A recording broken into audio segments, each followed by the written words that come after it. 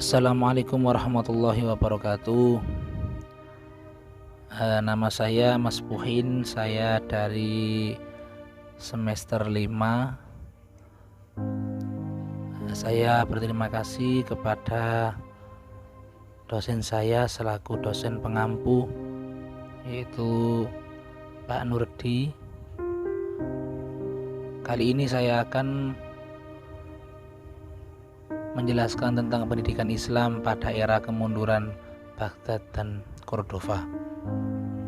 Latar belakang yaitu puncak kejayaan pendidikan Islam dimulai dengan berkembang luasnya lembaga-lembaga pendidikan Islam dan madrasah-madrasah formal di berbagai pusat kebudayaan Islam.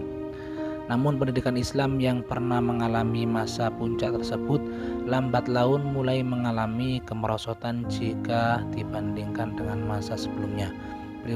Peristiwa ini berlangsung sejak jatuhnya kota Baghdad di bagian timur dan kota Cordova di bagian barat. Yang keduanya adalah menjadi pusat pendidikan Islam pada waktu itu. Selain itu ada beberapa faktor lain yang juga menjadi sebab kemunduran pendidikan Islam.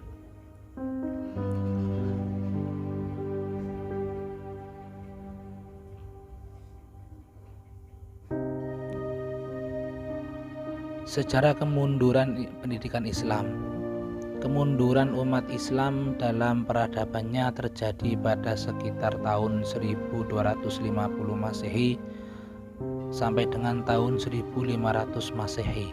Kemunduran itu terjadi pada semua bidang, terutama dalam bidang pendidikan Islam.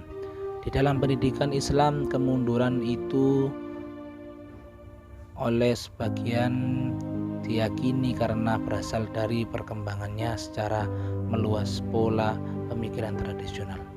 Peristiwa ini berlangsung sejak jatuhnya kota Baghdad di bagian timur dan kota Cordova di bagian barat. Yang keduanya adalah menjadi pusat pendidikan Islam pada waktu itu. Selain itu ada beberapa faktor lain yang juga menjadi sebab kemunduran pendidikan Islam. Sebab-sebab terjadinya kemunduran pendidikan Islam di Baghdad antara lain yaitu faktor internal. Adanya persaingan yang tidak sehat antara negara-negara yang terhimpun dalam Daulah Abbasiyah, dan juga adanya konflik aliran pemikiran dalam Islam yang sering menimbulkan konflik berdarah. Juga munculnya dinasti kecil yang memerdekakan diri dari Daulah Abbasiyah, memorosotan ekonomi akibat kemunduran politik. Adapun faktor eksternal yaitu perang salib yang terjadi dalam beberapa gelombang dan hadirnya tentara Mongol di bawah pimpinan Hulagu Khan.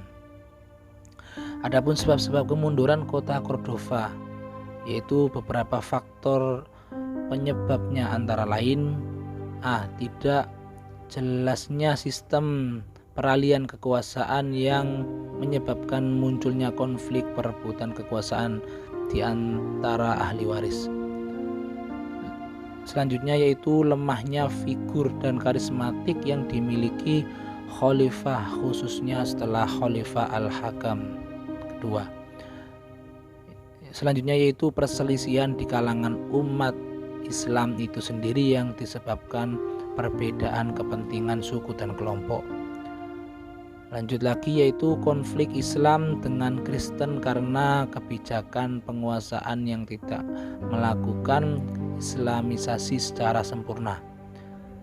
Yang terakhir yaitu munculnya muluk al-Tawaif atau kerajaan-kerajaan kecil yang saling berebut kekuasaan.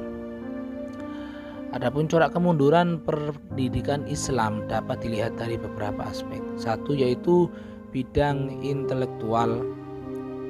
Bidang intelektual ditandai dengan ketidakmampuan umat Islam mengembangkan ilmu-ilmu keislaman, tidak mampu mengadakan kreasi-kreasi budaya baru, bahkan telah menyebabkan ketidakmampuan untuk mengatasi persoalan-persoalan baru yang dihadapi sebagai akibat perubahan dan perkembangan zaman.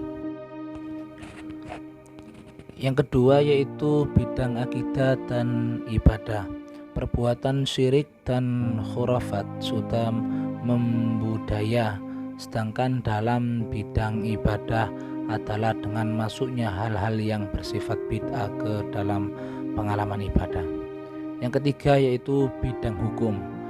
Kemunduran dalam bidang fikih disebabkan ditutupnya pintu ijtihad. Yang terjadi adalah perkembangannya taklid, bukan di kalangan umat Islam, dengan sikap hidup yang fatalistis tersebut. Kehidupan mereka sangat statis, tidak ada problem-problem baru dalam bidang fikih. Bidang kurikulum terlihat dari sedikitnya mata pelajaran di lembaga pendidikan Islam di seluruh dunia Islam. Mata pelajaran agama yang berorientasi kepada kehidupan akhirat lebih banyak dibanding dengan ilmu-ilmu keislaman yang berorientasi kepada kehidupan dunia. 5. Bidang karya ilmiah. Pada masa kemunduran tidak ada lagi buku-buku ilmu keislaman yang dihasilkan oleh para sarjana muslim.